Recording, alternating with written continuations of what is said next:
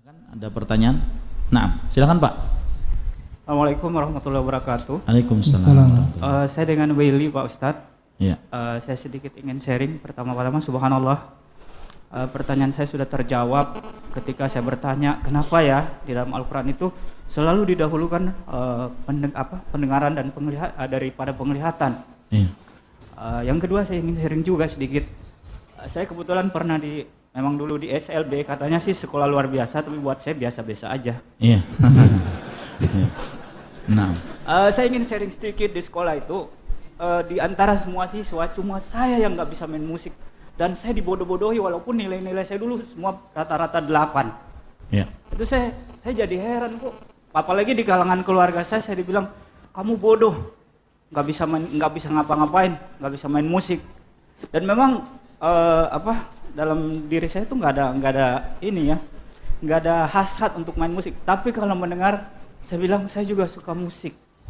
Kalau mendengar ya, dengar. Jadi ini gimana tingkat dosanya ini Pak Ustadz? Iya. Tingkat dosanya yang bagus, Pak. Saya juga mau bertanya. Kita tahu bahwa di kalangan penyandang tunanetra itu musik merupakan lahan favorit ya. Iya. Sementara di satu sisi dalam surah Abasa itu kan tamsil yang ditampilkan juga itu tunanetra. Saya mau katakan begini, di satu sisi kaum tunanetra dihinakan dengan menjadikan lahan favorit, musik itu sebagai lahan favorit, dan di lain sisi surah Abasa itu dijadikan contoh untuk katakanlah, karena di antara semua penyandang klasifikasi cacat yang ada itu tidak ada yang termuat dalam Al-Quran kecuali tunanetra. Itu gimana Pak Ustadz? Nah, sangat-sangat kontradiksi dengan, karena sekarang Pak Ustadz tahu ada 3 hal yang favorit di tunanetra itu. Pertama, ngemis, kedua ngamen, dan itu identik dengan musik, dan ketiga pijat. Nah ini gimana? Yang kita batasi pembicaraan kita ini adalah musik. Gimana Pak Ustadz? Makasih. Ya, terima kasih Bapak. Dan saya katakan kepada Bapak yang bertanya, siapa namanya? Pak Billy. Pak ya? Willy.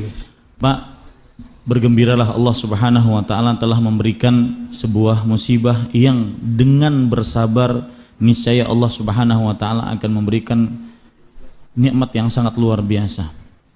Coba perhatikan hadis yang akan saya bacakan sekarang. Hadis diriwayatkan oleh Imam Tirmidzi dari Abu Hurairah radhiyallahu anhu, Rasul sallallahu alaihi wasallam bersabda, dan ini membantah tadi yang mengatakan bahwasanya orang buta kerjaannya cuma, atau orang tunanetra kerjaannya cuma ngamen atau mijit atau yang lainnya.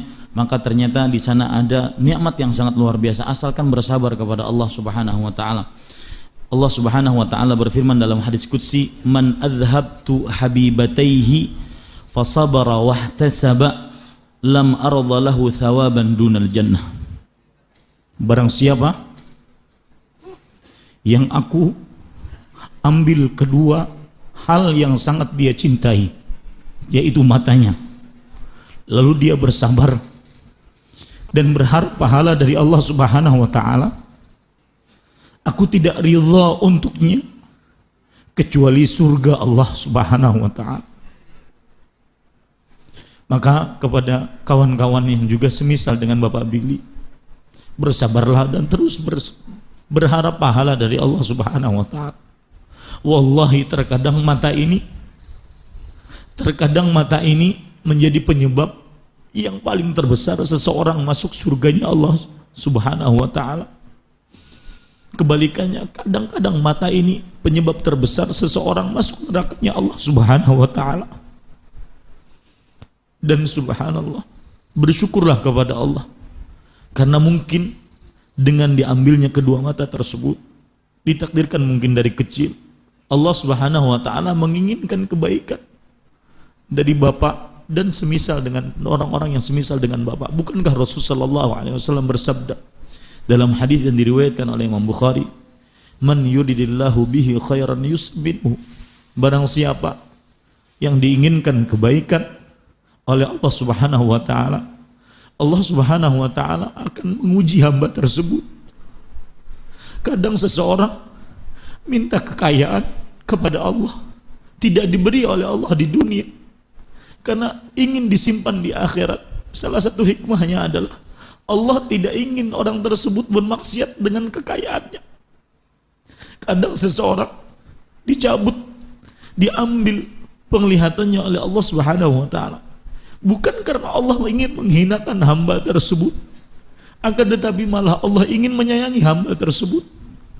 Mungkin saudara kita Billy dan kawan-kawan yang lain yang semisal dengan beliau, mungkin Allah Subhanahu wa taala menginginkan mereka mendapatkan tempat yang tinggi di surga. Akan tetapi kalau dilihat dari sisi amalnya tidak sampai, kecuali sampai sini saja. Maka dengan musibah tersebut Allah mengangkat derajatnya. Maka saya katakan kepada Bapak Billy, tersenyumlah dengan musibah yang Bapak dapatkan. Karena sungguh cinta Allah Subhanahu wa taala lebih luar biasa dibandingkan hinaan-hinaan orang-orang yang menghina, yang tidak tahu apa hikmah di balik semua yang Allah Subhanahu wa taala ciptakan. Maka dan semua orang mempunyai kelebihan yang Allah Subhanahu wa taala berikan. Hanya sebagian orang tidak mengetahui akan kelebihan tersebut. Wallahu a'lam.